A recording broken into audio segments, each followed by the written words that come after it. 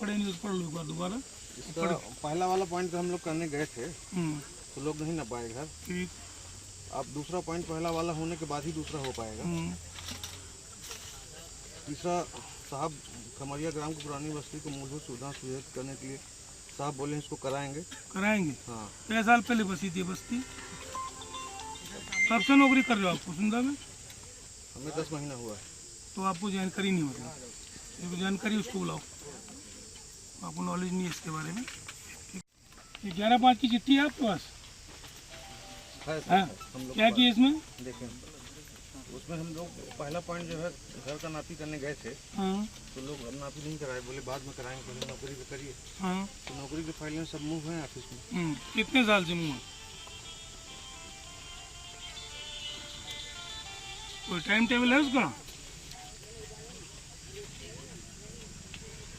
हाँ बोलो।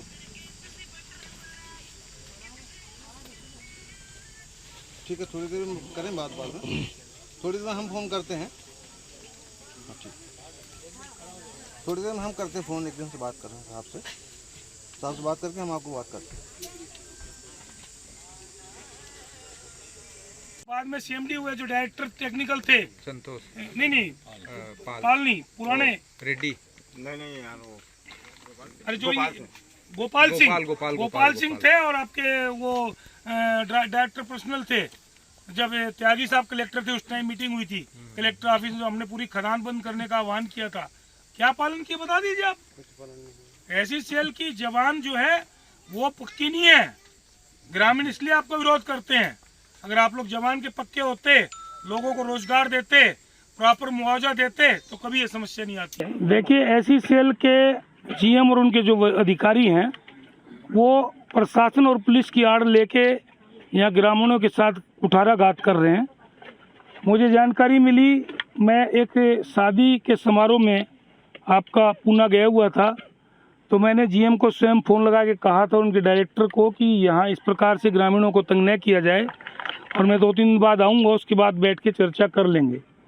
लेकिन उस बात को उन्होंने गंभीरता से नहीं लिया, और जब मैं परसों वापस आया तो मेरा स्वास्थ्य थोड़ा ठीक नहीं था। परसों हम लोग माननीय मुख्यमंत्री जी के कुदूरा रामपुर क्षेत्र के दौरे पर थे, तो लू लगने की वजह से कल मैं नहीं पहुंच पाया। लेकिन हमने अपने साथियों को, महापौर, सभापति, पार्षद और कांग्रेस के पदाधिकारियों को ग्रामीणों की मदद के लिए भेजा था, और यहाँ ये तय हुआ था कि जब तक सारी चीज़ों के निराकरण नहीं होगा, जब तक जो कलेक्टर ने चिट्ठी लिखी है 11/5 को उनका कंप्लायंस नहीं होगा, जब तक किसी प्रकार की कोई मशीन नहीं चलेगी। लेकिन ऐसी सेल ने इसमें मेरे ख्याल से वादाखिलाफी की, और ऐसी सेल ने, प्रबंधन ने अपना गुंडागर्दी का परिचय देते हुए मशीनों को भेजा और ग्रामीणों को धमकाया। गांव के लोग दहशत में हैं और भयभीत हैं।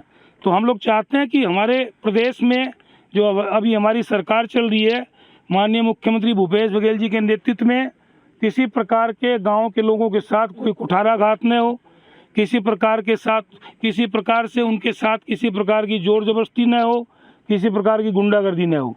ऐसी सेल प्रबंधन को ये हिदायत दी जाती है कि वो अपनी आदतों से बाज आए, क्योंकि पहले भी ऐसे बहुत से लिखित एग्रीमेंट हैं जिसमें ऐसी सेल ने विभिन्न क्षेत्रों में नौकरी के लिखित में आश्वासन दिए हुए हैं, मुआवजा के आश्वासन दिए हुए हैं, पुनर्वास के आश्वासन दिए हुए हैं। उन सारी चीज़ों में ऐसी सेल समय समय पे फेल होते आई है।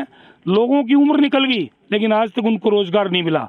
ऐसे भी आज यहाँ पे क्या हुआ? आज जीएम आए हुए थे, आज किस तरह? जीएम आए थे, जीएम से जो हमने प्रश्न पूछना शुरू किया तो जवाब नहीं दे पाए प्रॉपर, और उठ के यहाँ से भाग गए, जबकि उनको जवाबदारी के साथ अपनी बातों को रखना चाहिए था।